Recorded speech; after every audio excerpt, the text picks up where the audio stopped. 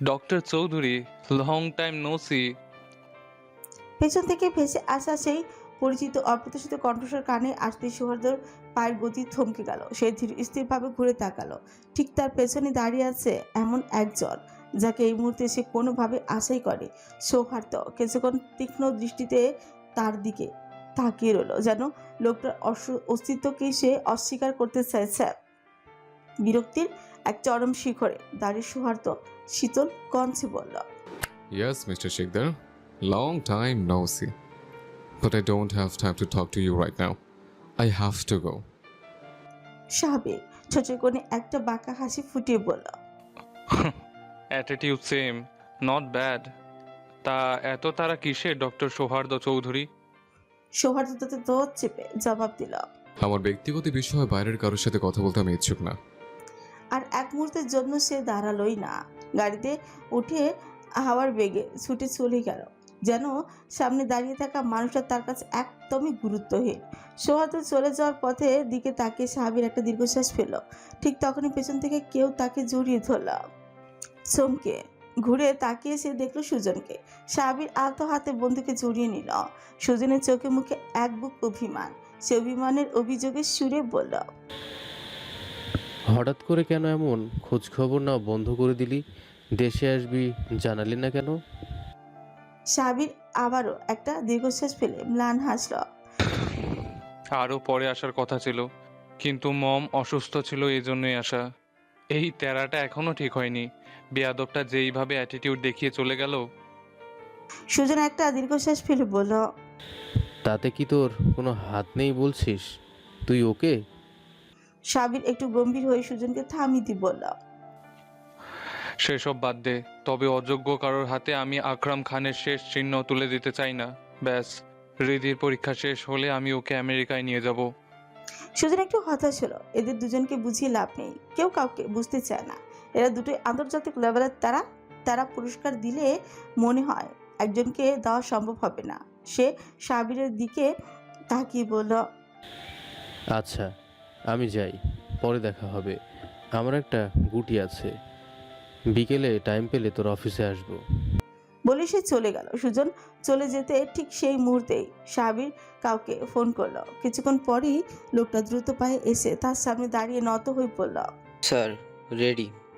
পোস্টমর্টমের report আর rape কেসটার file দুটোই এখানে আছে। সাবির গভীর মুখে ফাইলগুলোর দিকে ঝুঁকে পড়ল। তার চোখে মুখে গভীর মনোযোগ, যেন প্রতিটি শব্দের ভেতরে সে কোনো গোপন সত্য খুঁজছে। লোকটা ভয় পায়ে নিচু স্বরে বলল, স্যার, মেয়েটাকে কিন্তু রেপ করা হয়নি, আর ওটা আত্মহত্যাও না। মৃত্যুর আগে তাকে মেরে ফেলা হয়েছে, তারপর ফাঁসিতে ঝুলিয়ে নাটক সাজানো হয়েছে। সাবির লোকটার দিকে স্থির দৃষ্টিতে তাকালো। মুহূর্তে অস্বস্তির নীরবতা ভেঙে সে শান্ত গলায় বলল, ঠিক আছে, তুমি এখন আসতে পারো। লোকটা নড়ল না, বরং সাবিরের তীব্র দৃষ্টির সামনে তার কপালে বিন্দু বিন্দু ঘাম জমল। সে তোতলাতে তোতলাতেই বলল, স্যার, একটা ভুল হয়ে গিয়েছে। আমার অসাবধানতার কারণে সৌহার্দ্য স্যারের রিপোর্টগুলো তিনি আগেই দেখে ফেলেছেন। Sorry sir. কথাটা শুনে সাবিরের চোয়াল শক্ত হয়ে গেল। তার চোখের মণিতে এক অজানা ঝড় বয়ে গেল। সে গভীর চিন্তায় ডুবে গেল। কয়েক সেকেন্ড পর সে শান্ত অথচ ভারী গলায় বলল, বুঝলাম, তুমি যাও। লোকটা দ্রুত সেখান থেকে প্রস্থান করলো। সাবির ফাইলগুলো শক্ত করে মুঠোবন্দি করে তার চোখে এখন আগ্নেয়গিরির মতো জ্বলছে। সে জানে এই রিপোর্টের প্রতিটি শব্দ এখন গেম চেঞ্জার হয়ে দাঁড়িয়েছে। ফাইলগুলো নিয়ে সে দ্রুত পায় হাসপাতালের বাইরে বেরিয়ে গেল, যেন নিশ্চিত কোনো লক্ষ্য পূরণের উদ্দেশ্যে। কলেজ থেকে ফিরে রিধি আর শরীর টানতে পারলই না। ড্রয়িং রুমের সোফায় ধপ করে পা এলিয়ে দিল সে। পায়ের অসহ্য ব্যথায় নড়াচড়া করার শক্তিটুকু যেন নেই। রিধিকে এইভাবে আশ্রয় পড়তে দেখে শাহান অবাক হয়ে জিজ্ঞেস করলো, কিরে, কি হয়েছে তোর? এভাবে লটপটিয়ে পড়ে গেলি যে? রিধি চোখ না খুলে ক্লান্ত গলায় জবাব দিয়ে বলল, ভাই, ওই অশুভ ডাক্তার আমার সব এনার্জি লস করে দিয়েছে। পা দুটো মনে হচ্ছে খুলে পড়ে যাবে, হাঁটার ক্ষমতা নেই আমার। শার্প সুকুচকে বাঁকা চোখে তাকালো।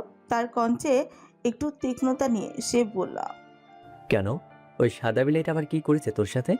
হৃদির বুঝতে আর বাকি রইল না যে শান উল্টো পাল্টা কিছু ভাবছে। সে নাক মুখ কুচকে বিরক্তির স্বরে বলল, কি করবে আর, ক্লাসে পুরো 1 ঘন্টা দাঁড়িয়ে রেখেছিল, অসভ্য লোক একটা। বলে কোনো মতে ব্যাগটা টেনে নিয়ে দুকতে দুকতে উপরের দিকে হাঁটা দিল সে। গত 3 দিন ধরে জ্বরের তীব্র দহনে হৃদি যেন এক জীবন্ত প্রতিমূর্তি। শরীরের প্রতিটি কোষে যেন আগুনের হালকা স্পর্শ করলেই মনে হয় পুড়ে যাবে। নড়ার মতো ন্যূনতম শক্তিটুকু অবশিষ্ট নেই তার। সদ্য ঔষধ খেয়ে এসে গভীর ঘুমে তলিয়ে গেছে। হৃদির শিওরে বসে নিবৃতে মাথা জলপটি দিচ্ছে সাহাবীর। তার চোখের কোণে উদ্বেগের ছাপ স্পষ্ট। সাহাবীর বারবার অস্থির হয়ে হৃদির কপালে হাত দিয়ে দেখছে। জ্বরের প্রকোপ কিছুটা কমল কি? পাশে বসে থাকা আরিফা খান ছেলের এই ব্যাকুলতা দেখে বিষণ্ণ হাসলেন, আলতো করে স্বরে বললেন, ও ঠিক হয়ে যাবে বীর, এত অস্থির হোস না বাবা। মায়ের দিকে ফিরে সাহাবীরের কণ্ঠে বিষাদের সুর। সেই ভাঙা গলায় বলল, মম, ও যদি সত্যটা জানতে পারে, যদি আমাকে ভুল বুঝে চিরতরে দূরে সরে যায়, ও ছাড়া রক্তের সম্পর্কের আর কেউ নেই আমার। আকরাম খানের মতো সেও কি আমাকে ছুঁড়ে ফেলে দেবে? সাহাবীরের এই অনিশ্চয়তা আরিফা খানের বুকের ভেতরটা যেন দুমড়ে মুচড়ে দিল। তিনি টুকরে কেঁদে উঠে বললেন, তুই ভাইয়াকে ভুল বুঝছিস বীর, উনি যা কিছু করেছেন সব আমার জন্য, আমার মুখে হাসি ফোটানোর জন্য। অপরাধ যদি কারো হয়ে থাকে তবে সেটা আমার। তাহলে আমাকে কেন এত ভালোবাসিস? আমাকেও তো ঘৃণা করার কথা। সাহাবীর কোনো উত্তর দিল না। বুক চিরে বেরিয়ে এলো এক দীর্ঘশ্বাস। সে উঠে দাঁড়ালো, কিন্তু মনের ভিতর জমে থাকা হিসাব নিকাশগুলো তাকে কিছুতেই শান্তি দিচ্ছে না। তার মনে হচ্ছে এই মেয়েটি যেদিন জানতে পারবে যে তার বাবা মা না থাকলেও রক্তের সম্পর্কের কেউ একজন ছিল, তবুও তাকে এত সাফার করতে হয়েছে, সেদিন কি রিধি এই সম্পর্ককে মেনে নিবে, নাকি ঘৃণায় মুখ ফিরিয়ে নিবে? নিজের অস্তিত্বের এই জটিল সমীকরণগুলো সাহাবীরের মস্তিষ্ক জট পাকিয়ে যাচ্ছিল। সে হৃদির নিথর দেহটির দিকে শেষবারের মতন এক পলক তাকিয়ে দ্রুত পায়ে নিজের রুমের দিকে চলে গেল। রাত তখন 2টো। হাসপাতালের করিডোরের নিস্তব্ধতায় কেবল সৌহার্দ্যর ক্লান্ত নিঃশ্বাসের শব্দ শোনা যাচ্ছে। করিডোরের বড় জানালা দিয়ে বাইরের অন্ধকার আকাশটার দিকে সে অপলক দৃষ্টিতে তাকিয়ে আছে। মাত্রই একটা দীর্ঘ ওটি শেষ করে সে বের হয়েছে, কিন্তু শরীর ও মনের ক্লান্তি যেন তাকে আরো গভীর কোনো চিন্তার সাগরে ডুবিয়ে দিয়েছে। হঠাৎ করে সুজন এসে নিঃশব্দে তার পাশে এসে দাঁড়ালো, কিন্তু নীরবতা পালনের পর সুজন মৃদু কণ্ঠে প্রশ্ন করল, কি ভাবছিস এত? সৌহার্দ্য আকাশের দিকে থেকে দৃষ্টি না সরিয়ে এক অদ্ভুত গম্ভীর স্বরে উত্তর দিল, কি ভাববো? আমার কি ভাবার মধ্যে কিছু অবশিষ্ট আছে? তার গলার স্বরে কোনো উচ্ছ্বাস নেই, নেই কোনো অস্থিরতা, বরং এক গভীর শূন্যতা। সুজন আর চোখে সৌহার্দ্য শান্ত অথচ পাথরের মুখটার দিকে তাকালো। তার মনের অলিতে গলিতে কি খেলা চলছে তা বোঝার সাধ্য কার? সুজন কিছুক্ষণ দ্বিধাগ্রস্ত হয়ে দাঁড়িয়ে থেকে শেষ পর্যন্ত সাহস সঞ্চয় করলো। সে আমতা আমতা করে বলে উঠল, হৃদি তোকে মন থেকে ভালোবাসে সৌহার্দ্য। এখানে সময় আছে, ভুল এখনো শুধরে নেয়। এমন অমূল্য কাউকে একবার হারিয়ে ফেললে চাইলে কি আর ফিরে পাবি? তাছাড়া সাহাবীর তো আজ স্পষ্টই বলে দিয়েছে পরীক্ষা শেষ হলেই সে হৃদিকে আমেরিকা নিয়ে চলে যাবে। সৌহার্দ্যর ভ্রু জোড়া সামান্য কুঁচকে উঠল, কিন্তু সুজনের কথাগুলো যেন সৌহার্দ্য নিষ্ক্রিয়তা ভেদ করে উঠতেই পারল না। সে আগের মতোই শূন্য দৃষ্টিতে আকাশের দিকে তাকিয়ে রইল, যেন পৃথিবীটা এখন তার কাছে অনুভূতিহীন। তার এমন শীতলতায় কোনো বিকার নেই। সুজন এক দৃষ্টিতে তাকিয়ে থেকে বিরক্তির সাথে বিড়বিড় করে উঠল। শালা রোবট একটা। এরপর দীর্ঘ শ্বাস ফেলে সে নিজের ডেস্কের দিকে চলে গেল। সকাল 10টা। জানালার ফাঁক দিয়ে আসা সূর্যের আলোয় মৃদু হৃদির ঘরের পর্দাগুলো ভেদ করে বিছানায় এসে পড়ছে, কিন্তু হৃদির ঘুমের কোনো বিরাম নেই। টানা 3 দিনের জ্বরের দাপট মেয়েটাকে একেবারে নিস্তেজ করে দিয়েছে। এত দীর্ঘ সময় হৃদি সাধারণত ঘুম হয় না, কিন্তু শরীরের প্রতিটি কোষ এখন ক্লান্তিতে অবসন্ন। আরিফা খান নিঃশব্দে ঘরে প্রবেশ করেন। হৃদির কপালে হাত রাখতেই স্বস্তির এক দীর্ঘশ্বাস বেরিয়ে এলো। জ্বর নেই, তবে মেয়েটার ফ্যাকাশে মুখটা দেখে আরিফা খানের বুকের ভেতরটা হাহাকার করে উঠল। ওর চেহারা হুবহু নিজের মৃত মায়ের আদল, যেন কেউ নিখুঁত তুলিতে এঁকে রেখেছে প্রতিটি রেখা। আরিফা খান পরম মমতা হৃদির কপালে একটি কোমল চুমু খেলেন, তারপর আলতো করে ওকে ঝাঁকিয়ে বললেন, ওঠ চাঁদ, অনেক বালা হয়েছে, অন্তত কিছু মুখে দে। রিধি পিটপিট করে চোখ মেলে তাকালো। সামনে ফুপিকে দেখে এক চিলতে মিষ্টি হাসি ফুটে উঠল ওর মলিন মুখে। সে অভিমানী শিশুর মতো ফুপির করে মুখ বুজিয়ে দিল।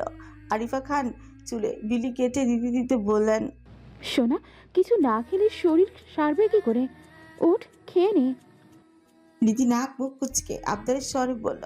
হুম, ফুপি একদম ইচ্ছে করছে না, মুখ কেমন তিতা হয়ে আছে। ঠিক তখনই দরজায় সাহাবীরের উপস্থিতি।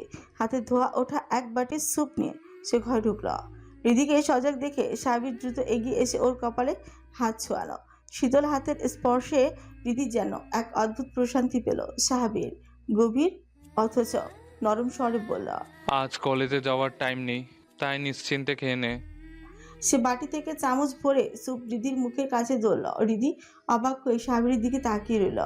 বাবা মা মারা যাওয়ার পর এত যত্ন করে কেউ তাকে খাওয়াবে, এটা সে কল্পনাতেও করেনি। ওই বাড়িতে জ্বর নিয়ে পড়ে থাকলেও রিমা চৌধুরী কটু কথার আঘাতে ক্ষত বিক্ষত হতে হতো তাকে। যদিও অন্য সবার ভালোবাসায় সেগুলো গায়ে মাখত না, আজ কারো এতটুকু ভালোবাসা পাওয়ার ব্যাকুলতায় রিধি মনে জমে থাকা বরফ অনেকটা মিলিয়ে গেল। সাহাবীর শান্ত দৃষ্টিতে তাকিয়ে রইল, বলল, কি হলো, আমার হাতে খেতে সমস্যা আছে?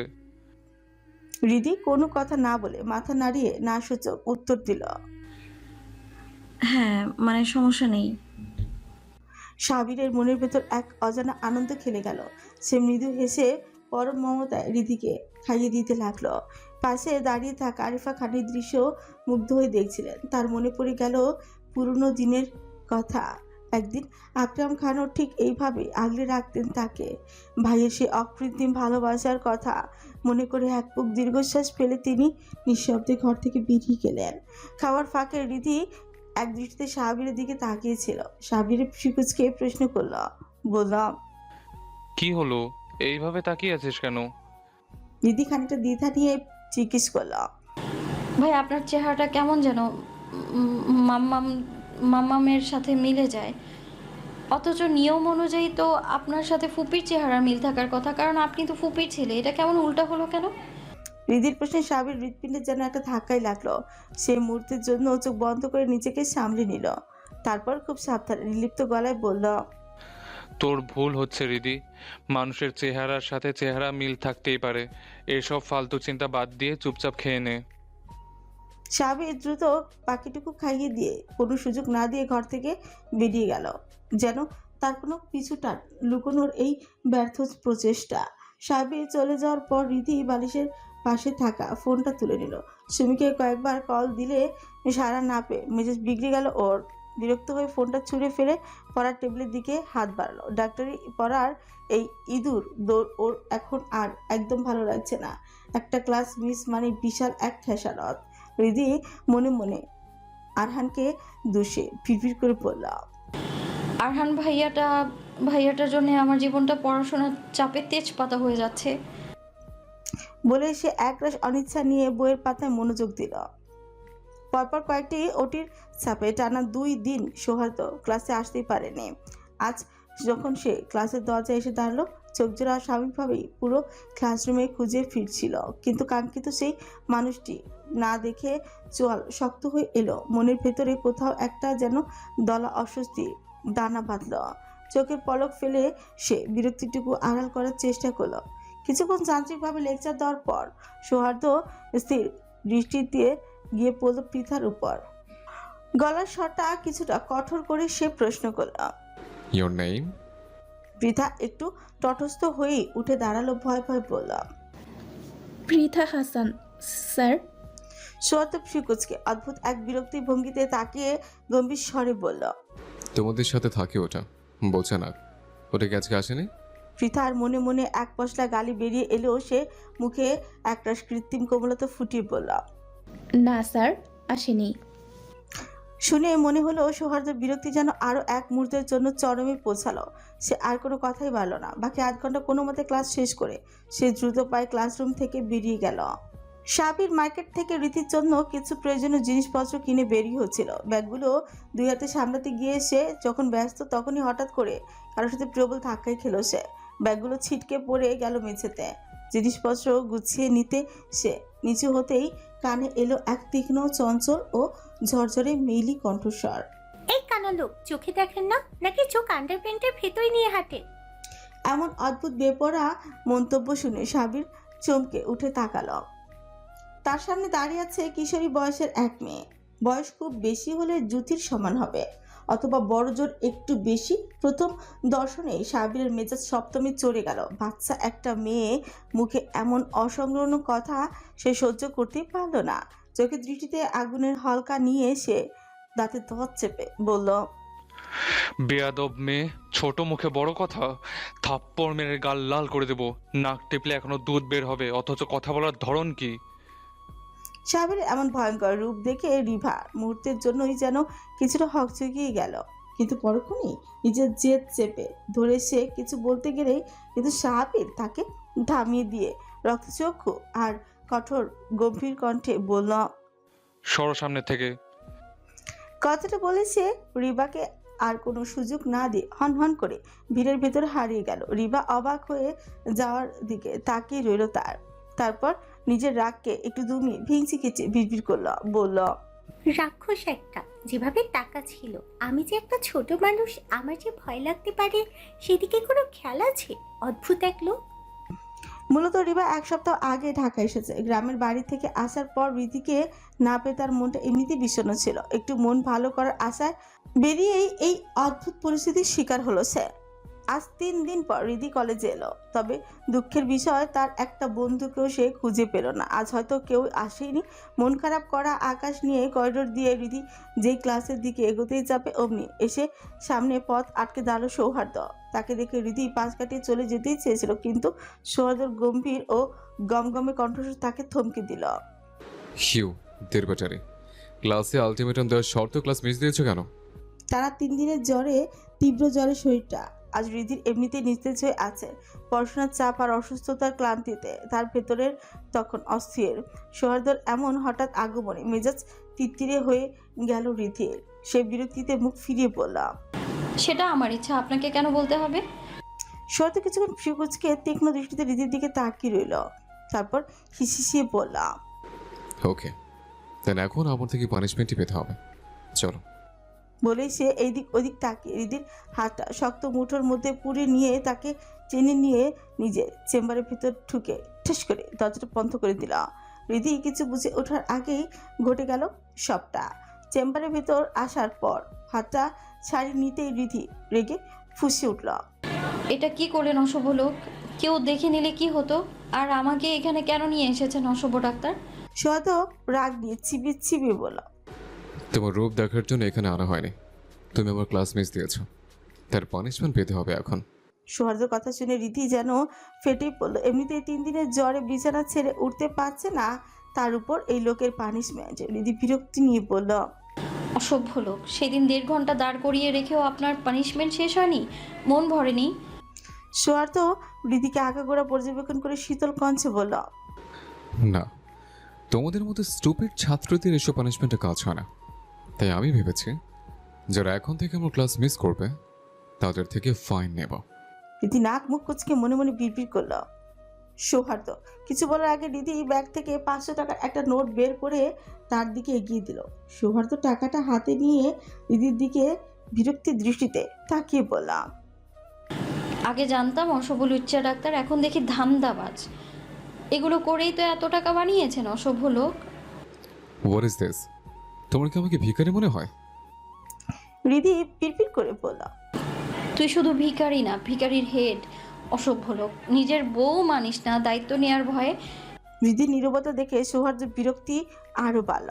সে কঠোর কণ্ঠে বলল, তুমি আমার 17টা ক্লাস মিস করেছ, ফাইন হিসেবে 17,000 টাকা ছাড়ো। রিধি যেন ব্যাকরে পড়ে গেল। কলেজে এমন কোনো নিয়ম তার জানা নেই যেখানে ক্লাস টিচার ফাইন দিতে হয়। সে রাখি খচখচ করতে করতে বলল, এটা মগের মুলুক পেয়েছেন নাকি? আমি আপনার নামে অথরিটির কাছে কমপ্লেইন করব, ঘুষের দায়ে জেলে পুরে দেব। একদম বলদ পেয়েছেন আমাকে? হ্যাঁ, ডিএসপি আকরাম খানের মেয়ে আমি। আপনার ধান্দাবাজি আমার সাথে চলবে না একদমই। রিধির কথার কোনো প্রতিক্রিয়া না দেখিয়ে সৌহার্দ্য নির্বাক কণ্ঠে বলল, ওকে দেন, আগে টাকা বের করো, তারপর যা করার করবে। রীতি বুঝলো এই অসভ্য লোকের সাথে তর্ক করে লাভ নেই। সে একটু নরম হয়ে মিনতি ভরা কণ্ঠে বলল, স্যার আমার কাছে তো এখন এত টাকা নেই, আপনাকে পরে পরিশোধ করে দেবো, প্রমিস। সোহার্দ চেয়ারে পা ছড়িয়ে আরাম করে বসলো, বলল, ওইসব বাকির কাজ আমি করি না। তবে তুমি যেহেতু আমার না মানাবো, সেহেতু তুমি চাইলে তোমার জন্য স্পেশাল একটা অফার দিতে পারি। বলেই সে মাথা উঁচিয়ে রীতির দিকে তাকালো। রীতি মনে মনে গাল দিয়ে বলল, এই অসভ্য ইতর লোকের কাছ থেকে শেখা উচিত কীভাবে জুতা মেরে গরুদান করতে হয়। কিন্তু মুখে মিষ্টি হাসি ঝুলিয়ে বলল। ঠিক আছে স্যার, বলুন। সোহার্দ একটু গলা খাকারি দিয়ে বলল, যদি এগুলোতে আমার কোনো ইন্টারেস্ট নেই, তবুও তোমার উপকার করতে চেয়ে দিচ্ছি অফারটা। রীতি উৎসুক হয়ে তাকিয়ে রইল। সোহার্দ গমগমে কঞ্চে বলল, Then you can give me 17 kisses as a fine. You can give them anywhere. I have no problem. কথাটা কানে যেতেই রীতি চেঁচিয়ে উঠল। কি ছি অসভ্য লোক, আপনার থেকে ভালো কিছু আশা করাটাই বোকামি, লুচ্চা ডাক্তার। সোহার্দ নির্বাক ভঙ্গিতে তাকে একটু আফসোস নিয়ে বলল, ওকে দেন, টাকা দাও। তোমার উপকার করতে চাইলাম, নিলে না। রীতির আগে লজ্জায় মুখটা লাল চেরির মতো হয়ে গেছে। সে হতবাক হয়ে দাঁড়িয়েছে। সোহার্দ এমন কিছু চাইতে পারে সেটা তার কল্পনারও বাইরে ছিল। সদ্য কিছুক্ষণ পলকহীন তাকিয়ে থেকে আবারও গমগমে স্বরে বলল, What's wrong? I'm getting late. Give me my money. রীতি বুঝলো এই বেহাদব লোক তাকে এমনিতে যেতে দিবি না। সে লজ্জা লাল হয়ে মিনমিনে বলল, এগুলো পারবো না, একটা দিতে পারি। কথাটি বলেই সে লজ্জায় নিচের দিকে তাকিল। শরীরে তখন এক অদ্ভুত শিহরণ আর অনুভূতির দোলা। সৌহার্দের ভাবনার কোনো পরিবর্তন নেই। সে নির্বিকার হয়ে বলল, Okay, then come. বলেই সে তার গালটা বাড়িয়ে দিল। ঠিক সেই মুহূর্তে দরজায় জোরে একটা টোকা পড়ল। দরজা জোরালো টোকার শব্দে রীতির ঘোর থেকে যেন হঠাৎই ভেঙে গেল। তার হৃৎপিণ্ড তখন ধুকপুক করছে, যেন কোনো বড় বিপদ থেকে বেঁচে ফেরার হাঁপ ছেড়ে বাঁচল সে।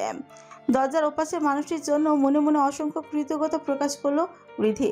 লজ্জা আর চরম অস্বস্তিতে তার মুখটা টকটকে লাল হয়ে উঠেছে, যেন কেউ আগুনের আঁচ দিয়েছে তাতে।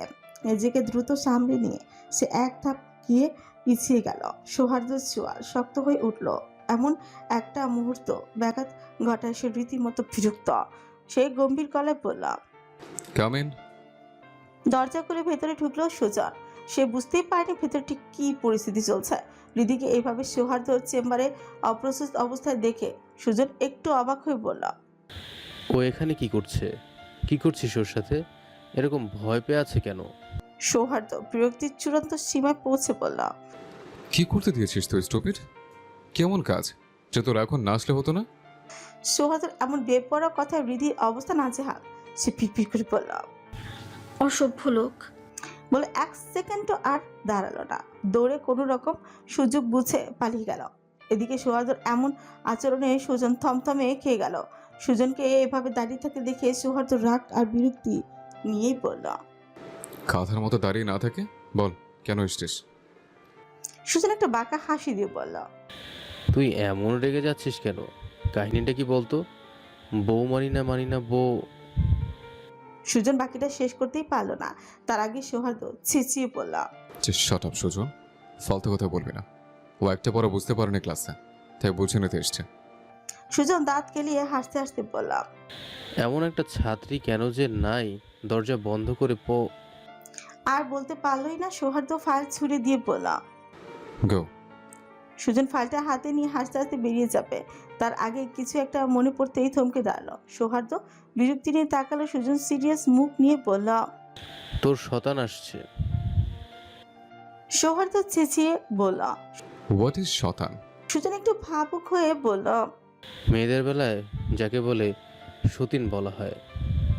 সৌহার্দ্য অপসিকুচকে তাকালো। সুজন একটু মনে করার চেষ্টা করে বলল, ওই যে বীরের চাচাতো ভাই, যার কথা বীর বলতো, হৃদি যাকে ছোটবেলায় বিয়ে করব বলে হেদিয়ে মরতো, তাজওয়ান শিকদার এই হাসপাতালে অ্যাসিস্ট্যান্ট প্রফেসর হিসেবে জয়েন করবে।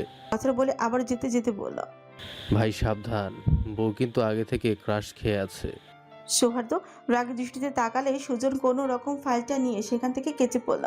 সুজন চলে যেতেই সৌহার্দ্য রাগে বিড়বিড় করে বলল, একটা দেরি বেটারি জীবন বরবাদ করে দিল, শান্তি নেই কপালে। ছেঁড়া জিন্দেগি। কলেজ গেট দিয়ে বের হতে রীতির চোখ আটকে গেল সামনের দৃশ্যটাতে। আরহানের সাথে শাহেদা চৌধুরীকে দাঁড়িয়ে থাকতে দেখে সে যেন নিজের চোখে বিশ্বাস করতে পারছিল না।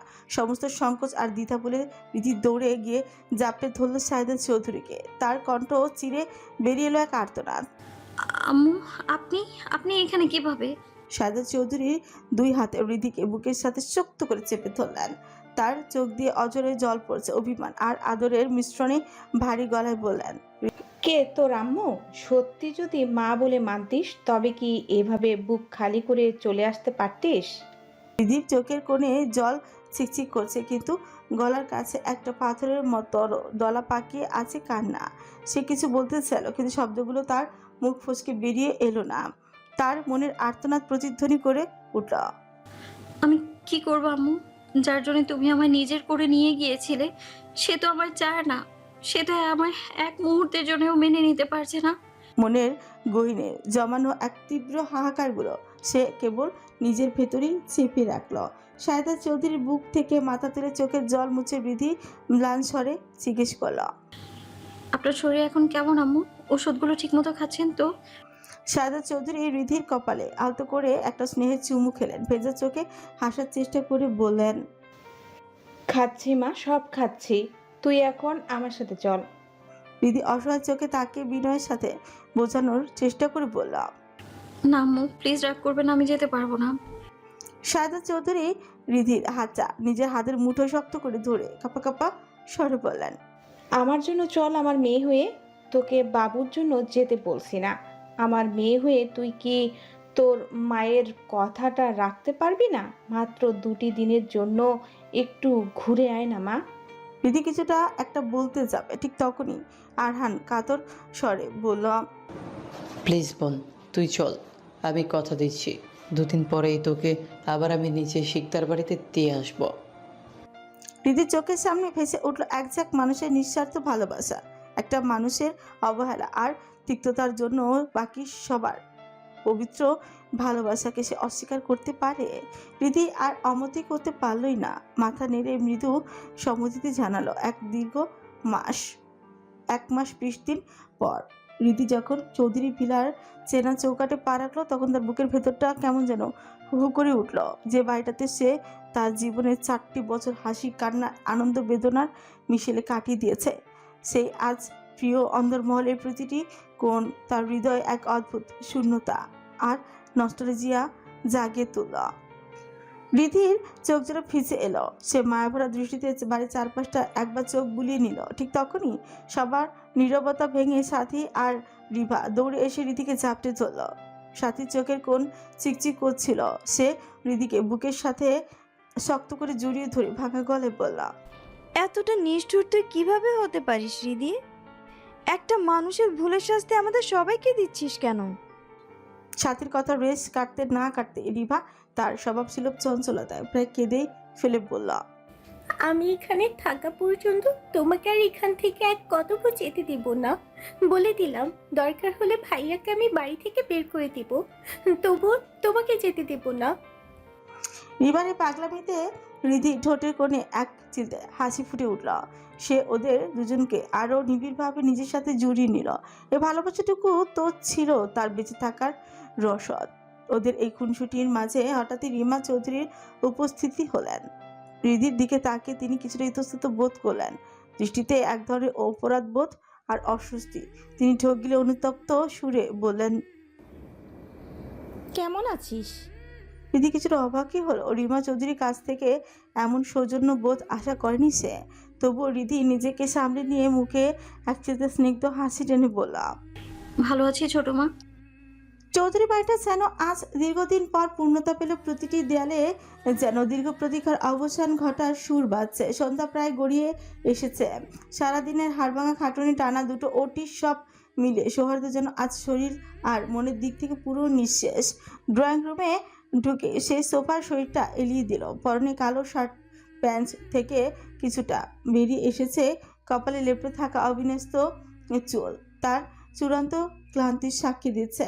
চোখের পাতা দুটো যেন একে অপরের সাথে আঠার মতো লেগে আছে। হঠাৎ করেই পাশে কারো উপস্থিতির আভাস পেল সে। চোখ না খুলেই আলতো করে মাথাটা ফেরালো। ঠিক তখনই তার চোখের সামনে ভেসে উঠল শরবতের গ্লাস। তৃষ্ণার্ত শরীর আর অবচেতন মন কোনো যুক্তিই মানল না। সে হাত বাড়িয়ে গ্লাসটা নিয়ে এক নিশে সবটুকু পান করে ফেলল, কিন্তু শরবতের স্বাদটা জিভে আসতেই কেমন যেন অদ্ভুত শিহরণ খেলে গেল তার শরীরে।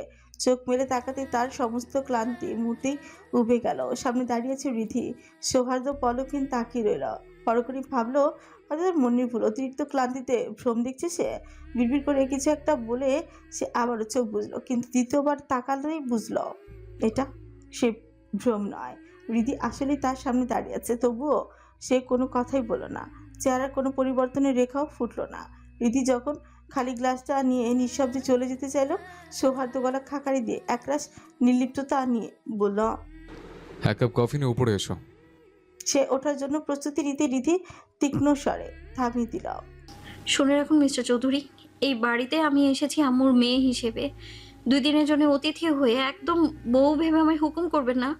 সৌহার্দ্য স্থির হয়ে কয়েক সেকেন্ড রিধির চোখের দিকে তাকিয়ে রইল, তারপর তার কণ্ঠে সেই চিরচেনা গাম্ভীর্য ফুটিয়ে বলল, ঠিক আছে, এই যে আম্মুর মেয়ে, আমাকে আম্মুর ছেলে ভেবেই না হয় 1 কাপ কফি দিয়ে যান মিসেস চৌধুরী।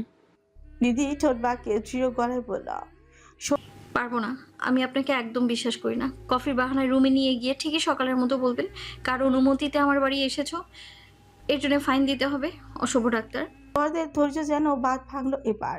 রাগ আর বিরক্তি মিশে সে তাতে দত চেপে বলল, স্টুপিড, মুখ চালানো বন্ধ করে রুমে কফি নিয়ে আসো।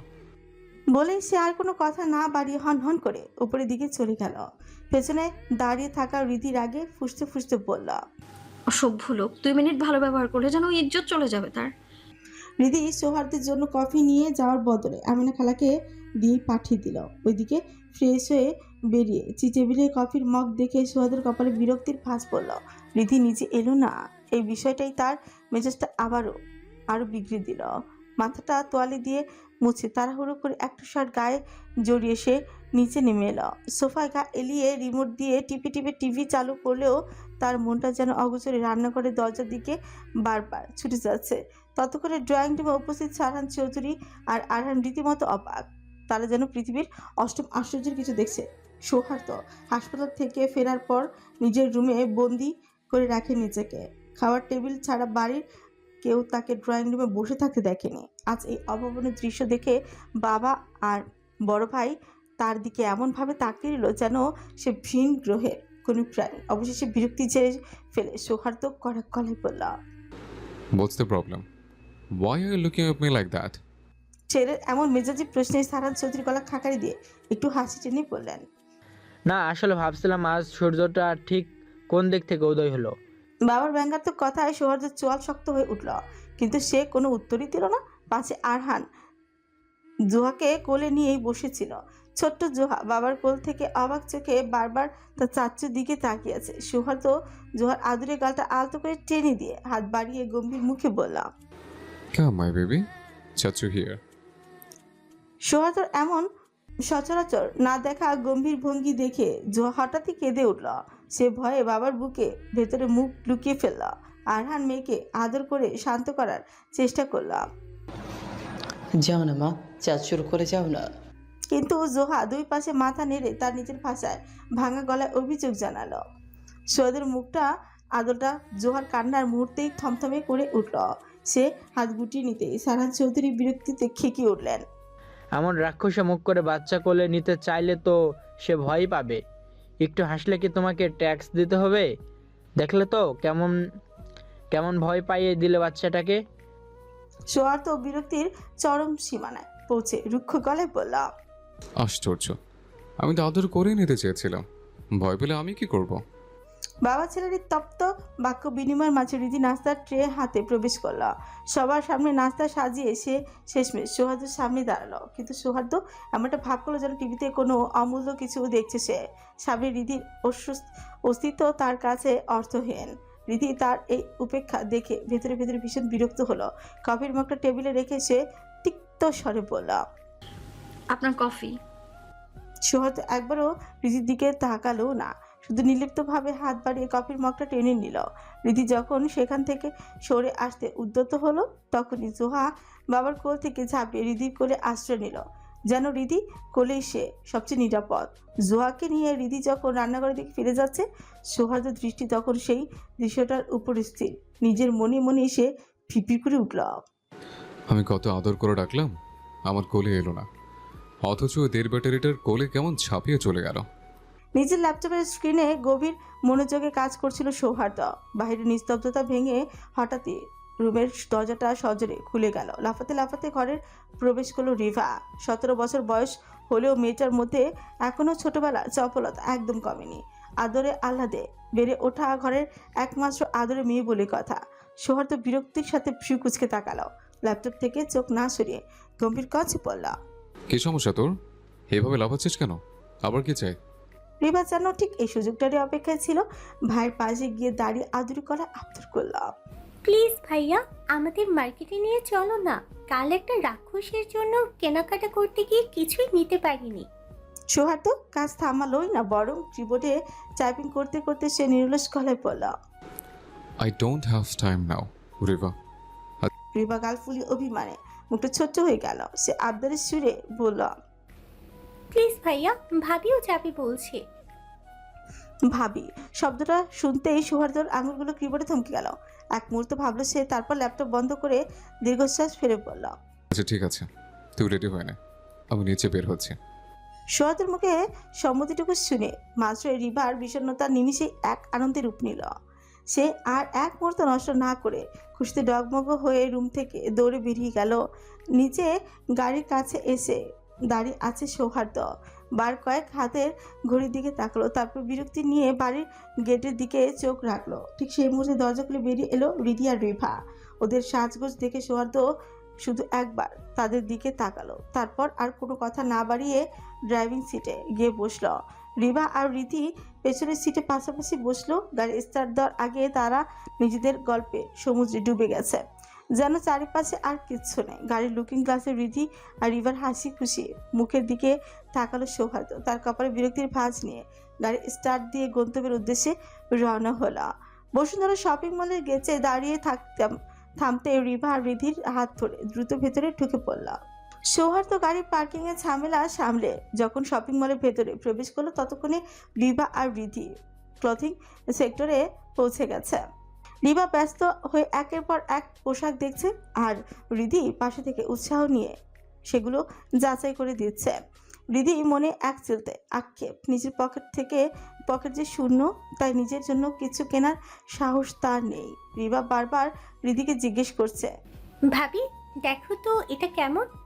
রিধি এক ঝলকে আর চোখে তাকালো সৌহার্দ্যর দিকে। সে যেন অন্য কোনো গ্রহে আছে, নির্বাক হয়ে ফোন চোখে আটকে আছে। আশেপাশে কোনো কিছুর প্রতি তার সামান্য খেয়ালও নেই। রিধি একটা দীর্ঘশ্বাস চেপে মনে মনে বলল, অন্তত ভদ্রতার খাতিরেও কি একবার জিজ্ঞেস করা যেত না যে আমার কিছু পছন্দ হয় কিনা? বললে কি আর আমি নিয়ে নিতাম? এতটুকু সৌজন্যবোধ কি এই মানুষের নেই? কেনাকাটা শেষে রিভা বলল, ভাইয়া চলো জুয়েলারি সেকশনে যাই। সৌহার্দ্য তখন ফোনের স্ক্রিনে মগ্ন। শীতল আর গম্ভীর কণ্ঠে জিজ্ঞেস করল, গোল্ড নাকি ডায়মন্ড? ডায়মন্ড। রিভা চটজলদি উত্তর। সৌহার্দ্য ওদের নিয়ে গেল এক অভিজাত ডায়মন্ড শপে। উজ্জ্বল আলোর নিচে রিংগুলো ঝিকমিক করছে। রিভা একটা একটা করে আংটি দেখলো আর রিধির মত নিচ্ছে। রিধিও বাধ্য মেয়ে ওই মনোযোগ দেওয়ার চেষ্টা করছে, কিন্তু তার অবচেতন মন বারবার সৌহার্দ্য সেই উদাসীনতার কথা ভেবে বিষণ্ণ হয়ে উঠেছে। হঠাৎই সৌহার্দ্যর গমগমে কণ্ঠস্বরে তাদের নিস্তব্ধতা ভেঙে গেল। সে ফোনের দিক থেকে চোখ না সরিয়ে দোকানের সেলসম্যানকে উদ্দেশ্য করে ছাঁচা গলায় বলল, ওটা প্যাক করুন। সেদিকে তাকে দেখলো একটা অত্যন্ত সাধারণ কিন্তু মার্জিত ডায়মন্ড সেট। রিধি মুহূর্তের জন্য সেদিকে তাকালো, কিন্তু দ্রুত চোখ সরিয়ে নিল। অবহেলায় আর অভিমানে তার বুকের ভেতরটা দুমড়ে মুচড়ে গেল। মনে মনে বলল, যা খুশি করুক, এই মানুষটার দিকে তাকাতেও এখন আমার আর ইচ্ছে করছে না। কেনাকাটা শেষ করে সৌহার্দ্য ওদের নিয়ে শপিং মল থেকে বেরিয়ে এলো। গাড়ি পার্কিং এর জায়গায় ওদের বসিয়ে রেখে সে সামান্য সময়ের জন্য কোথায় যেন গেল। কিছুক্ষণ পর সে ফিরে যখন ড্রাইভিং সিটে বসতে যাচ্ছে, ঠিক তখনই রিধি চোখ পড়লো পাশে একটা ফুচকার স্টলে। লোভনীয় সেই দৃশ্য দেখে রিধি আর এক নিজেকে সামলাতেও পারল না। উৎসাহ নিয়ে বললাম, রিবা চলো না ফুচকা খাই। কথা শোনা মাত্র সৌহার্দ্য যেন বিরক্তিতে নাক মুখ কুচকে ফেলল। গম্ভীর গলায় ছাড়ি দিয়ে বলল। অসম্ভব, এসব আনহেলদি খাবার খাওয়া যাবে না। রীতি এক মুহূর্ত দেরি করলো না, এবার হাত ধরে গাড়ি থেকে নামতে নামতে বিরক্তি নিয়ে বলল। অসভ্য লোক, আপনাকে তো কেউ জোর করে খেতে বলেনি, আমরাই খাবো। বলতে বলতেই তারা ফুচকার দোকানে দিকে এগিয়ে গেল। সোহাদ দাঁড়িয়ে রইল, কিন্তু মুহূর্তের দ্বিধা কাটিয়ে চরম বিরক্তি নিয়ে ওদের পিছু পিছু এগিয়ে এলো। রিভা আর রীতি একে অপরের সাথে খুনসুটি আর আনন্দে ফুচকা খাচ্ছে। সোহাদ ফ্রিকুচকে যেন কোনো অদ্ভুত দৃশ্য দেখছে এমনভাবে ওদের দিকে তাকিয়ে রইল। রীতি খেয়াল করলো সৌহার্দ্যকে, একটু দুষ্টুমি করে বলল। একটা খান না, না হলে তো আপনি আমাদের দিকে তাকিয়ে থাকলে আমাদেরই পেট খারাপ হয়ে যাবে। সোহাদ বিরক্তির চরম সীমায় পৌঁছে যেন অন্যদিকে মুখ ঘুরিয়ে বলল। স্টুপিড, তুমি খাও। রিদি আর রিবা ফুচকা খাওয়া শেষ হলে সৌহার্দ্য তার কোনো কথা না বলে দোকানদারকে টাকা চুকিয়ে দিল। তারপর অত্যন্ত কাঠখোট্টা ভঙ্গিতে ওদের নিয়ে গাড়ির দিকে এগিয়ে গেল। বাড়ির উদ্দেশ্যে রওনা দিল। টানা 2 ঘন্টার ধকল শেষে রিদি ক্লান্ত হয়ে শরীরের নিজের রুমের পা রাখতে থমকে দাঁড়ালো। বিছানার জুড়ে ছড়িয়ে ছিটিয়ে আছে নামি দামি ব্র্যান্ডের অসংখ্য শপিং ব্যাগ। কার কাণ্ড বুঝতে বাকি রইল না। রিদি এগিয়ে গিয়ে ব্যাগগুলো খুলল। ভেতরে 10 থেকে 12টার মতো শাড়ি আর 3 পিস। শাড়ির অধিকাংশই বেশি, আর সবগুলো রং এক ধাঁচের, পাতার রঙের সঙ্গে মিলিয়ে কেনা। রীতি নাক মুখ কুচকে পিপির করে বলে উঠল। দিতেই যখন চেয়েছিলেন তখন এত ভাব দেখানোর কি ছিল?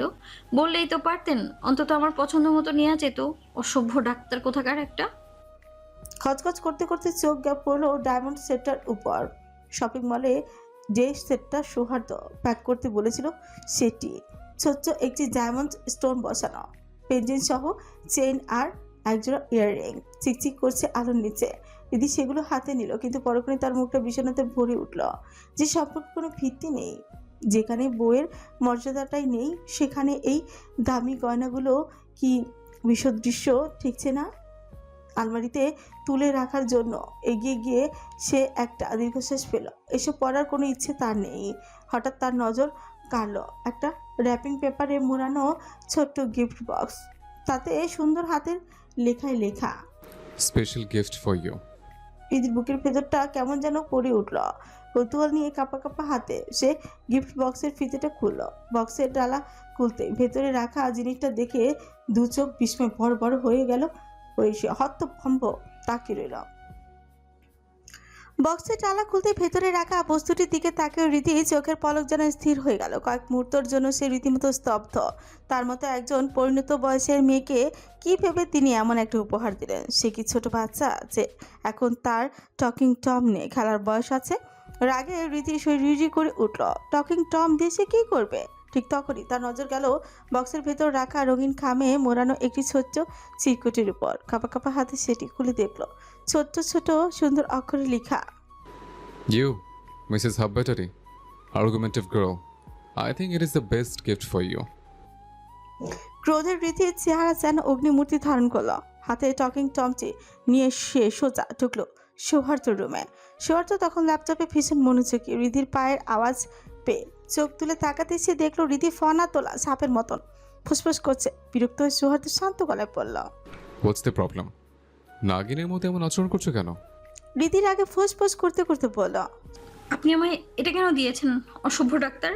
সৌহার্দ্য নির্বিকার ভঙ্গিতে ল্যাপটপে চোখ রেখেই বলল, 2 দিনের জন্য তো আম্মুর মেয়ে হয়ে এসছো, 2 দিন পর চলে যাবে, তখন কার সাথে মুখ চালাবে? ওখানে গিয়ে এটার সাথে মুখ চালিও। স্টুপিড। এই কথা শুনে রীতির রাগ যেন দ্বিগুণী বেড়ে গেল। তাতে ধর চেপে সে বলল, আপনি জীবনেও ভালো হবেন না, অসভ্য লোক একটা। সৌহার্দ্য এবার চরম বিরক্তি নিয়ে ল্যাপটপ থেকে মুখ তোল। স্টুপিড। ভালো না লাগলে ওটা বেবিদের জন্য রেখে দাও, but now I am busy, don't disturb me, get out. দাঁতে দাঁত চেপে সে বলল। সৌহার্দ্যের কথা শুনে রিধি মুখটা হা হয়ে গেল। এই মানুষটা কি বলে এসব? বিয়ে সম্পর্কটাকে মানে না, অথচ উল্টো বাচ্চাদের খেলনা রেখে দেওয়ার পরামর্শ দিচ্ছে। আজব। রিধি রাগে গা জ্বলে উঠল। এই অসভ্য লোকের দ্বারা সবকিছু সম্ভব। রিধি মনে মনে সৌহার্দ্যকে ইচ্ছে মতন গালিগালাজ করতে করতে গজগজ করতে করতে রুম থেকে বেরিয়ে গেল। রিধি চলে যেতে সৌহার্দ্য একরাশ বিরক্তি নিয়ে দরজার দিকে তাকিয়ে বিড়বিড় করে পড়ল। Stupid girl. সকালের আলামের মৃদু শব্দে রিধির ঘুম ভাঙল। শান্ত মনে ফজরের নামাজ শেষ করে সে চলে গেল বাড়ির ছাদে। এই বাড়িতে থাকাকালীন প্রতিদিনের রুটিন হিসেবে সে এই সময়টুকু তার ভীষণ প্রিয়। বাগানের গাছগুলোর পরম মমতায় পানি দিতে দিতে রিধি একসময় ছাদের রেলিং ধরে দাঁড়ালো। আকাশটা আজ মেঘলা, ঘন কালো মেঘের আনাগোনা দেখে মনে হচ্ছে যেন প্রকৃতিও আজ কিছুটা ভারাক্রান্ত। রিধি আকাশের দিকে তাকে দীর্ঘশ্বাস ফেলল। এই মেঘলা আকাশ, এই শীতল বাতাস যেন তার মনের ভেতরে জমে থাকা অস্থিরতাকে যেন প্রতিফলিত করছে। রিধি ছাদ থেকে নিচে নেমে রান্নাঘরে গিয়ে আমিনা খালাকে রান্নার প্রস্তুতি নিতেই বলল। আজ শুক্রবার, বাড়ির পরিবেশটা এক অদ্ভুত প্রশান্তি। নামাজের আগ পর্যন্ত বাড়ির পুরুষেরা কেউ বাইরে বের হন না, শুধু ব্যতিক্রম সৌহার্দ্য। ওর ব্যস্ত জীবনের কোনো নির্দিষ্ট রুটিন নেই। হসপিটালে জরুরি ওচি কিংবা সিরিয়াস কোনো রোগী সব মিলিয়ে ওকে মুহূর্তে ছুটতে হয়। রীতি ঠিক করলো আজ খিচুড়ি আর গরু মাংস ভুনো করবে। ঠান্ডার আমেজ, ধোয়া ওছা খাবারের ঘ্রাণে পুরো ঘরটা যেন প্রাণ ফিরে পেল। রীতি যখন কাজে ব্যস্ত তখন সাথী রান্নাঘরে ঢুকেই বকা দিয়ে বলল, তুই এসব কি করছিস রিদি? তুই যা তো এখান থেকে, এতদিন পরে এসেছিস, তুই কেন কষ্ট করবি? আমি আছি তো, করে নিব। রীতি আলতো করে হাসলো, সাথীর কাঁধে হাত রেখে নরম গলায় বলল, ভাবি আজকে তুমি বরং একটু ছুটি নাও। আমি না থাকায় একা একা তো অনেক সামলেছো। আজ আমার হাতেই না হয় রান্নাটা হোক। তুমি বরং বাচ্চাদের কাছে গিয়ে সময় কাটাও। আমি চলে গেলে তো আবার এসব তোমাকেই করতে হবে, তাই না? বলে অনেকটা জোরাজোরি করে সেই সাথীকে রান্নাঘর থেকে বের করেই দিল। রিধির মুখে চলে যাওয়ার কথাটি শুনে সাথীর বুকের ভেতরটা মুচুতি হলো। মেয়েটাকে নিজের বোনের মতোই ভালোবাসেছে। সৌহার্দ্যর জেদি স্বভাবের উপর মাঝে মাঝে সাথীর ভীষণ রাগ হয়, কিন্তু সৌহার্দ্য তো সৌহার্দ্যই, কারো কথায় সে বিন্দুমাত্র নড়চড় করে না। দীর্ঘশ্বাস পেলে সাথী রান্নাঘর থেকে বেরিয়ে গেল। সাথী চলে যেতে রিভা এসে পেছনে থেকে রিধিকে জড়িয়ে ধরলো, উচ্ছ্বসিত হয়ে পড়ল। কি রান্না করছো ভাবি? গন্ধে তো পুরো বাড়ি মোমো করছে। সত্যি তোমার হাতের রান্না কোনো তুলনা হয় না। রিধি মিষ্টি হেসে রিভাকে সরিয়ে দিয়ে বলল, হয়েছে, এখন তোষামোদ না করে আমায় একটু হেল্প করো তো। বলে দুজনে মিলে টেবিল সাজাতে সাজাতে বাড়ি বাকি সবাইকে নিচে নেমে এলো। শারহান চৌধুরী রিধির মাথায় পরম মমতা হাত বুলিয়ে দিয়ে বললেন, বাহ, কতদিন পর আজ মায়ের হাতের রান্না খাবো। ওনার কথা রিধি মুখ ফুটে উঠল এক চিলতে তৃপ্তি হাসে। আরবান ডাইনিং টেবিলে বসে খাবারের দিকে তাকে আহ্লাদি হয়ে বলে উঠল, ও রিদু বোন আমার সবচেয়ে প্রিয় খাবারটা আজ রান্না করেছিস, অনেক ধন্যবাদ তোকে। বলেই হাসি মুখে খেতে বসে গেছে। কিন্তু সবার খাওয়ার মাঝে রীতির চোখ বারবার সিঁড়ি পানে ছুটে যাচ্ছে। পুরো টেবিল জুড়ে সবাই, শুধু সৌহার্দ্য এখনো আসেনি। সবার খাওয়া শেষ হতেই রীতি এক প্লেটে গরম খিচুড়ি আর মাংস নিয়ে সৌহার্দ্য রুমের দিকে পা বাড়ালো। সৌহার্দ্য সাধারণত অতিরিক্ত মশলাযুক্ত খাবার খুব একটা খায় না, তবু এতদিন পর নিজের হাতে রান্না করেছে এই ভেবেই রীতির মনে এক অদ্ভুত আশা দানা বাঁধল, হয়তো খাবে। দরজা ঠেলে রীতি ভিতরে প্রবেশ করতেই থমকে গেল। এক মুহূর্তের জন্য যেন তার নিঃশ্বাস বন্ধ হয়ে আসার উপক্রম। ঘরের ভেতর তখন এক অদ্ভুত দৃশ্য। সৌহার্দ্য উন্মুক্ত গাছরে, পরনে কেবল কোমরে জড়ানো একটি চাওয়াল। আয়নার সামনে দাঁড়িয়ে পরম নিষ্প্রিয়তায় বডি স্প্রে করছে সে। পুরুষালী সেই তৃপ্ত দেহভঙ্গিমা দেখে রীতি লজ্জায় টকটকে লাল হয়ে গেল। তড়িঘড়ি করে উল্টোর দিকে ঘুরে দাঁড়িয়ে এক হাত চোখে ঠেকে ফিসফিস করে পড়ল, অসভ্য লোক, গায়ে কিছু জড়ান তাড়াতাড়ি। রীতির কণ্ঠস্বর কানে যেতে সৌহার্দ্য স্থির হয়ে ঘাড় ঘুরিয়ে রীতিকে ওভাবে দেয়ালের দিকে মুখ করে দাঁড়িয়ে থাকতে দেখে কপালে বিরক্তির ভাঁজ ফেল সে। আলমারি থেকে দ্রুত শার্ট বের করে গায়ে জড়াতে জড়াতে শীতল গলায় পড়ল, কেছে এখানে? রীতি নিজেকে সামনে নিয়ে একটু ঘুরে দাঁড়ালো, কিন্তু চোখ তুলল না, আমতা আমতা করে বলল, আপনার জন্য খাবার নিয়ে এসেছিলাম, নিচে নামেননি তো তাই। সৌহার্দ্য তখন হাতে ঘড়ি পড়তে ব্যস্ত। রিধির দিকে না তাকিয়ে সে সোফার দিকে এগিয়ে গিয়ে বসলো। খাবারের প্লেটটির দিকে এক পলক তাকে বিরক্তি শুরু বলল, আমি সব খাই না, তুমি জানো না? রীতি মনে মনে দমে গেল। কিছু না বলে প্লেট নিয়ে ফিরে যেতেই উদ্যত হলে ঠিক তখনই সৌহার্দ্য গম্ভীর গলায় বলল, নিয়ে এসো। রীতির কানে যেতে রীতির হৃৎপিণ্ড যেন এক মুহূর্তের জন্য থেমে গেল। কিছু মুখে না বললেও ভেতরে ভেতরে সে এক অদ্ভুত আনন্দের জোয়ারে অনুভব করল। তাকে পাত্তাই দেয় না তিনি, অন্তত তার হাতের খাবারটা তো গ্রহণ করেছেন। রীতি ধীর পায়ে এগিয়ে গিয়ে সৌহার্দ্যের সামনে টেবিলের উপর প্লেটটি রাখতে সৌহার্দ্য সোফায় হেলান দিয়ে বসে ফিকুসকে বলল, এগুলো খাওয়ার জন্য আমি এখন হাত নষ্ট করতে পারবো না, খাওয়াতে ইচ্ছে হলে তুমিই খাইয়ে দাও। বলে সে নাক মুখ কুচকে নিল, যেন এটা তার কাছে পৃথিবীর সবচেয়ে বিরক্তিকর কোনো কিছু। রিধির মনে মনে একটা ফিঞ্চি কাটল। অসভ্য লোক, সুন্দর করে বলেই তো হয়, শুধু নাটক। তারপর ওর ওই চাপা বিরক্তি আর দ্বিধার মাঝে সৌহার্দ্য গমগমের স্বর ভেসে এলো। কি হলো, খাওয়াবে নাকি উঠে যাব? লেট হচ্ছে, আমার বের হতে হবে। রীতির হার্টবিটটা যেন মুহূর্তেই বেড়ে গেল। কাঁপা কাঁপা পায়ে গিয়ে বসলো সৌহার্দ্যর পাশে। এই মানুষটার সান্নিধ্যে আসলেই কেন যেন রীতির অনুভূতিগুলো জানা মেলে উঠতে শুরু করে দেয়। তা সে নিজেও জানে না। প্রচণ্ড জড়তা আর কাঁপতে থাকা হাত নিয়ে সে এক লোকমা খিচুড়ি সৌহার্দ্যর মুখে তুলে ধরতে রীতির এমন জড়তা দেখে সৌহার্দ্য হঠাৎ নিজের ডান হাতটা বাড়িয়ে রীতির কাঁপতে থাকা হাতটা আলতো করে টেনে নিল। সৌহার্দ্যর এমন হঠাৎ স্পর্শে রীতির পুরো শরীরে এক অদ্ভুত ঝংকার দিয়ে উঠল, কিন্তু সৌহার্দ্য সেই দিকে পাত্তা না দিয়েই তার হাতের সাহায্যে রীতির বানানো লোকমাটুকু মুখে পড়ে নিল। তাতে যেন রীতির লজ্জা আর আড়ষ্টতা আরও কয়েক গুণ বেড়েই গেল। কোন রকম বাকি খাবারটুকু খাইয়ে দিয়ে রীতি যখন ঘর থেকে বের হতে যাবে, তখন আবার কিছু একটা ভেবে পিছনে ফিরে মিনমিনে গলায় প্রশ্ন করে পড়ল, কোথাও যাচ্ছেন? সৌহার্দ্য টিস্যু দিয়ে মুখ মুছতে মুছতে খুব স্বাভাবিক বাধ্য ছেলের মতন শান্ত গলায় উত্তর দিয়ে বলল, একটু বের হব। রীতি আমতা আমতা স্বরে ইতস্তত বোধ করে পড়ল, বিকেলের আগে বাড়ি আসবেন না? সৌহার্দ্য ফ্রিকুচকে রীতির দিকে তাকিয়ে রইল কিছুক্ষণ পর। তারপর ওর প্রশ্নে সরাসরি উত্তর না দিয়ে গম্ভীর স্বরে পড়ল, কিছু বলবে? রীতি আমতা আমতা করে পড়ল, না মানে আমি বিকেলে চলে যাব তো। কথাটা বলে এসে পলক্ষীন দৃষ্টিতে সৌহার্দ্যর মুখের দিকে তাকিয়ে রইল, কাঙ্ক্ষিত কোনো উত্তরের আশায়। সৌহার্দ্য কিছুক্ষণ স্থির দৃষ্টিতে রীতির চোখের দিকে তাকিয়ে রইল। তারপর খুব শান্ত আর স্বাভাবিক স্বরে শুধু বলল, ওকে। সৌহার্দ্যের মুখের থেকে উচ্চারিত এই ছোট্ট শব্দটা যেন রীতির বুকের ভেতরটা চিরিয়ে দিল। রীতির অবচেতন মনে তীব্রভাবে চেয়েছিল সৌহার্দ্য অন্তত একবার বলুক, তাহলে হয়তো আজ রিধি তার সব অভিমান আর জেদ ভুলে যে থেকে যেত। শুধু একটা কথার অপেক্ষায় সে এতক্ষণ নিয়ে বিনে নিজের চলে যাওয়ার কথাই বলছিল, যেন একবার সৌহার্দ্যের মুখ থেকে বের হয়, থেকে যাও। কিন্তু এই কঠিন হৃদয়হীন পুরুষ কিভাবে একটা ছোট্ট শব্দে বুঝিয়ে দিল সে চলে গেলেও তার কোনো সমস্যা নেই। রাগে অভিমানে বুকটা ফেটে যাচ্ছে। কেন সে এমন একটা পুরুষকে ভালোবেসে বাসে যার কাছে সে মূল্যহীন? রীতি একটা দীর্ঘশ্বাস ফেলে টলমল চোখে একরাশ অভিমান বুকে নিয়ে রুম থেকে বের হয়ে গেল। রীতি ঘর থেকে বেরিয়ে যেতে সৌহার্দ্যের দরজার পাত যেন ভেঙে গেল। রাগে ও ক্ষোভে সে নিজের পরনের শার্টটা খুলে ফেলে দূরে ছুঁড়ে ফেলল। টেবিলের উপর থাকা পানির গ্লাসটি সজোরে দেয়ালে আছাড় মেরে ভেঙে চুরমার করে দিল সে। বিছানায় বসে দু হাত নিজের চুলগুলো খামচে তোল সৌহার্দ্য, যেন নিজের ভেতরকার এই অস্বাভাবিক তীব্র অস্থিরতাকে কোনো মতে নিয়ন্ত্রণ করতে পারছে না। চোখ দুটি আগুনের মতো রক্ত লাল হয়ে আছে, যেন এক্ষুনি ফেটে রক্ত বের হবে। ইচ্ছে হচ্ছে সব ভেঙে চুরে গুড়িয়ে দিতে। হঠাৎ সৌহার্দ্য উঠে দাঁড়ালো। কাপড় থেকে শার্ট প্যান্ট বের করে গায়ে জড়িয়ে নিজের অস্থিরতাকে প্রাধান্য না দিয়েই হাওয়ার বেগে বের হয়ে গেল।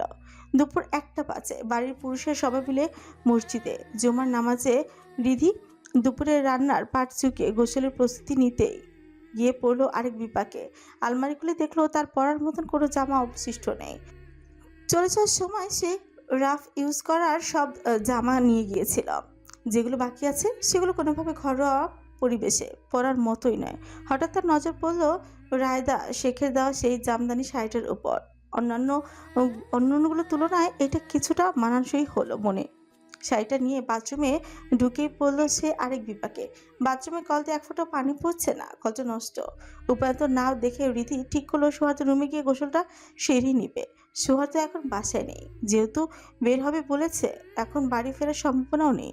তাই নিশ্চিন্তে কাজটা করা যাবে ভেবে সৌহার্দ্য রুমে থাকা সেই ওয়াশরুমে ঢুকে পড়ল। গোসল শেষে ভিজে চুলে রীতি যখন বের এলো তখন শরীর জুড়ে এক শীতল সতেজতা। পরনে অগোছালো শাড়িটা ঠিক করে আয়নার সামনে দাঁড়িয়ে মাথার তোয়ালে চুলগুলো ঝাড়তে ঝাড়তে সে ঘাড় ফিরে পেছনে তাকিয়ে থমকে গেল।